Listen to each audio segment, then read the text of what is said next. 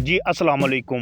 उम्मीद करता हूँ आप लोग सब ठीक ठाक होंगे। बाबर आजम इस वक्त इंडिया और पाकिस्तान दोनों मुल्कों में टॉप ट्रेंड कर रहे हैं। इसकी क्या वजह है, वो वजह हम इस वीडियो में आपको बताएंगे।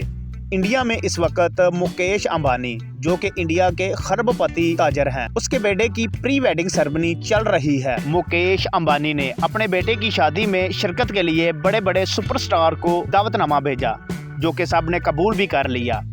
जहां उसने शाहरुख खान, सलमान खान और आमिर खान को एक स्टेज पर पैसे के दम पर डांस करवा दिया। इसके अलावा केरन पोलार्ड, जो कि पाकिस्तान में PSL खेल रहे थे, वो PSL को छोड़कर इंडिया में मुकेश अंबानी के बेटे की शादी में पहुंच गए। किसके लिए?